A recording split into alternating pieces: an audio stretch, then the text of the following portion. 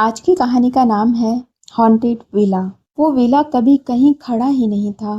वो हर इंसान के जहन में है जिसने खुद से कुछ छुपाया है। और एक बार जब तुम खुद में छुपी बुराई से मिल लेते हो, तुम कभी बाहर नहीं निकलते। हॉन्टेड विला जगह नहीं है, वो एक सवाल है। क्या तुम तैयार हो खुद से मिलने के लिए? आगे की कहानी सुनाने से पहले एक रिक्वेस्ट, अगर आप चैनल पर नए हैं तो सब्सक्राइब करें। पोशीदा मोहब्बत। जब मैंने वो विला पहली बार देखा तो कोई बिजली नहीं चमकी, ना ही कोई दरवाजा खुद ब खुद खुला। सब कुछ बेहद शांत मगर बेहद अलग था। यही कहा था अन्या ने जब वो पहली बार अपने दोस्तों के साथ माउंट लूरियल के पास बने उस पुराने विला में पहुंची थी। वो 4 दोस्त थे, अन्या, वीर, रूप और क्रिश। एक फोटोग्राफर, एक पेंटर, एक राइटर और एक साइलेंट ऑब्जर्वर। विला को खरीदा नहीं गया था, ना ही किराए पर लिया गया। वो तो बस गूगल मैप पर किसी अनजान लोकेशन से एक फोल्डर में मिली फोटो के पीछे लगे कोऑर्डिनेट्स तक पहुंचे थे। किसी ने नहीं पूछा कि वो तस्वीर वहां कैसे आई। विला के अंदर कोई साज सामान नहीं था, सिर्फ दीवारें थीं जिन पर रंग नहीं, कुछ पुराने अखबार की कतरनें चिपकी थीं। हर अखबार एक अलग भाषा में था, पर सबका एक ही हेडलाइन, उसने फिर से घर बदला है। किसने? रूप ने पूछा। कोई जवाब नहीं आया। रात को विला में एक धीमी सी सीटी की आवाज़ आती थी, जैसे कोई बच्चा बिस्तर के नीचे बैठा गुनगुना रहा हो। लेकिन वहाँ कोई बच्चा नहीं था और ना ही कोई बिस्तर। पहली ही रात अन्या ने वीर को नींद में चलते हुए देखा। उसके हाथ में एक पुराना पेंट ब्रश था और आंखें खुली हुई, देखने का अंदाज जैसे किसी और को देख रहा हो। दूसरी ओर अन्या ने नोटिस किया कि उसके कमरे में जो भी तस्वीर आती, चेहरे के पीछे एक और चेहरा नजर आता। और अजीब बात यह थी कि हर बार वो चेहरा थोड़ा और पास होता। अन्या ने पूछा, क्रिश, ये कौन हो सकता है? क्रिश सिर्फ मुस्कुराया। सुबह होते ही सबने एक दूसरे को देखा, लेकिन कोई भी पहले जैसा नहीं लग रहा था। वीर ने देखा कि रूप अब कहानियां नहीं लिख रही थी, बस दीवार पर कोट्स लिख रही थी, जैसे कोई लॉजिक तलाश रही हो। हर सुबह विला का नक्शा बदल जाता था। सीढ़ियां जो पहले ऊपर की ओर जा रही थीं, अब सीधे बाहर की ओर जा रही थीं। खिड़कियां अब आईने बन गई थीं और आईनों में कोई और दिखता था। ऐसा लग रहा था जैसे चारों दोस्तों की याददाश्त खोने लगी हो। एक दिन वीर ने पूछा, हम यहाँ क्यों आए हैं? तुमने ही तो सबसे पहले लोकेशन भेजी थी। वीर बोला, मैं तो पेंटिंग बना रहा था जब तुम लोगों ने बुलाया। क्रिश तो चुपचाप रहता था और अक्सर एक डायरी लिखता रहता था जो वो किसी को नहीं दिखाता था। एक दिन रूप ने सोचा, जरूर इस डायरी में कुछ है। उसने जब क्रिश की डायरी चुरा कर पढ़ी तो उसमें सिर्फ एक लाइन लिखी थी, हर पन्ने पर, तुम सब पहले भी आ चुके हो। रूप को कुछ समझ नहीं आया। उसने चुपचाप डायरी वापस रख दी, पर उसके जहन में एक नया सवाल घर कर चुका था। क्या हम सच में यहाँ पहले आ चुके हैं? आखिर क्या राज छुपे हैं इस विला में? वो विला कभी डरावना नहीं था, वो तो बस आईना था जो हर इंसान को उसमें छुपी बुराइयों से मिलवाता था। एक रात अचानक वीर को अपने बचपन की एक गलती दिखी, जिसने एक बच्चे की जान ली थी। वीर अब सोच में पड़ गया। उसने महसूस किया कि वो गुनहगार है, उस मासूम बच्चे का। साथ ही उसने सोचा कि उस गलती को किसी भी तरह सुधारा नहीं जा सकता। वीर पूरी तरह से बेबस महसूस कर रहा था। उसने अन्या से बात शेयर की।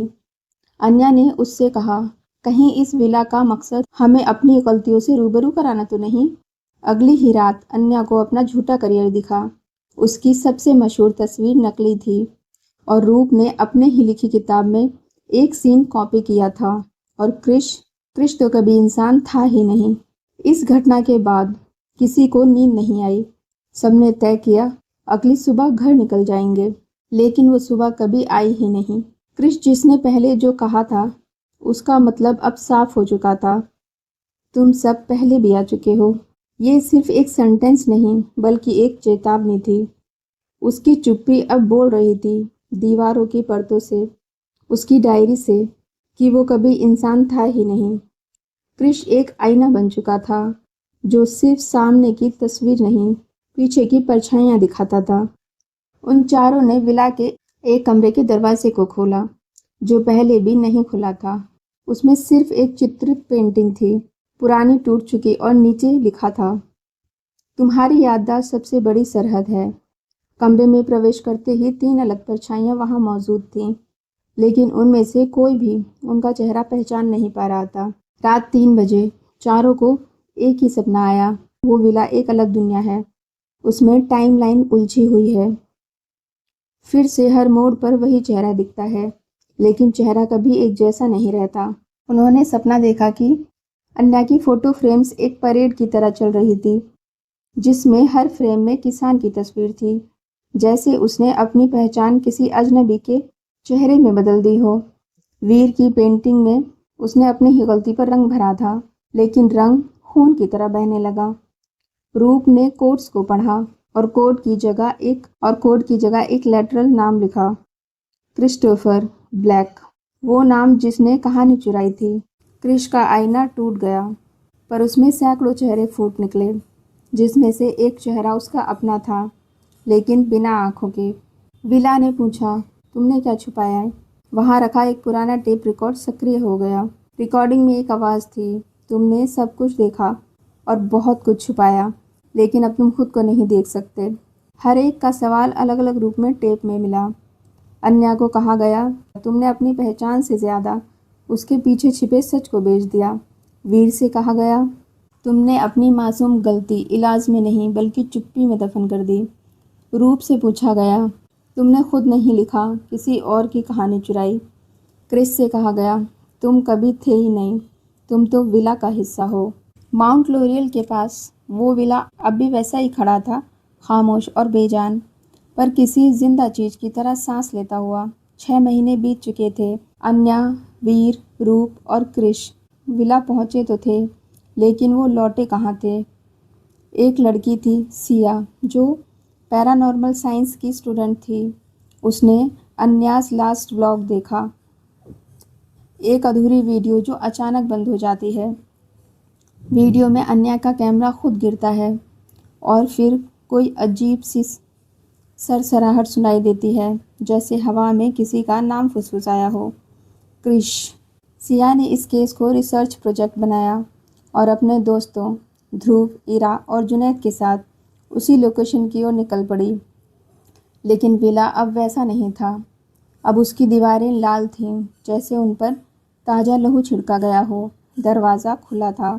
अंदर कदम रखते ही इरा को ऐसा लगा जैसे किसी ने उसकी गर्दन के पीछे फूंक मारी हो। कुछ कुछ अंदर आया मेरे, उसने बुदबुदाया। शायद डर, सिया बोली, लेकिन दरअसल वो कुछ और था।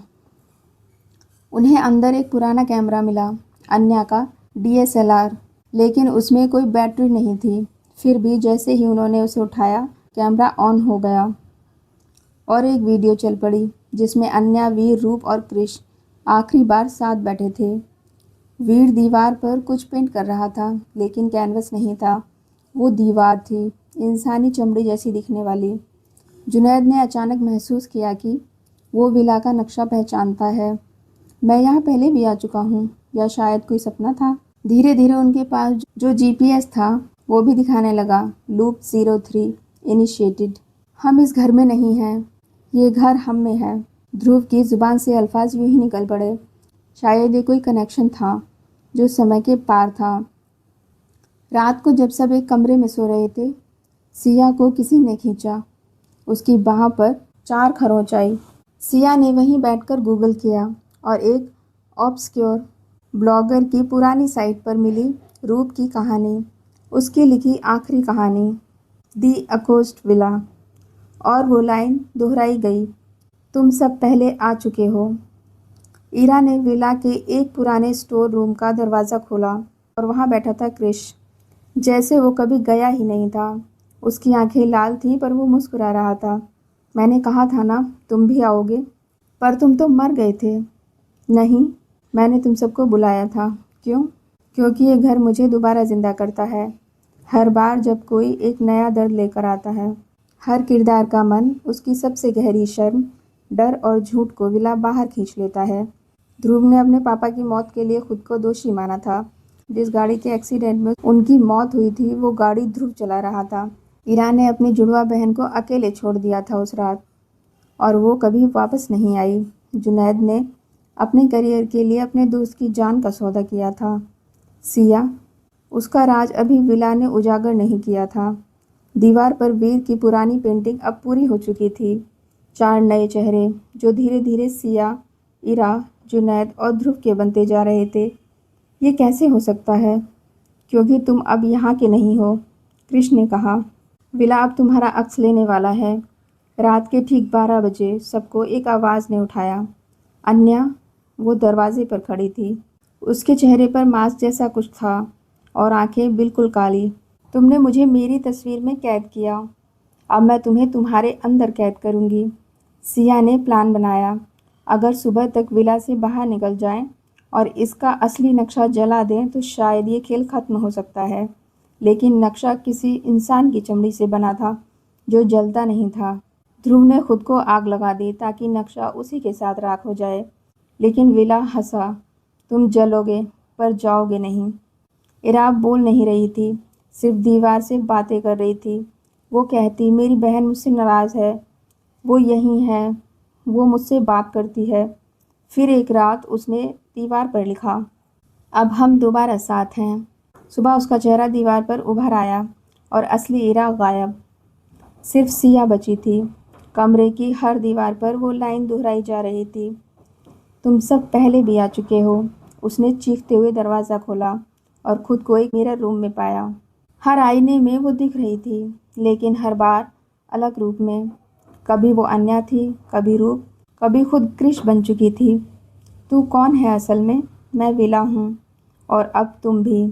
3 साल बाद फिर कोई आया। एक डॉक्यूमेंट्री फिल्म मेकर वेदांत हॉन्टेड प्लेसेस पर काम कर रहा था। माउंट लोरियल के विला तक पहुंचा। कैमरा ऑन किया। विला के अंदर अब कोई दरवाज़ा नहीं था, सिर्फ एक स्लाइडिंग मिरर था और उस आईने में वेदांत ने खुद को नहीं देखा। उसने देखे 4 लोग, सिया, जुनैद, ईरा और ध्रुव, और उनके पीछे वो कैमरा पकड़े हुए खुद को।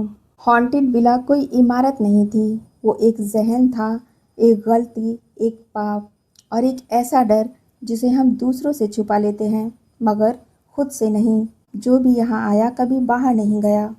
वो सब आज भी मौजूद हैं, किसी की कहानी में, किसी की नींद में, किसी की तस्वीर में। और अब जब तुमने ये कहानी पढ़ी, वो विला तुम में दाखिल हो चुका है। You are the next.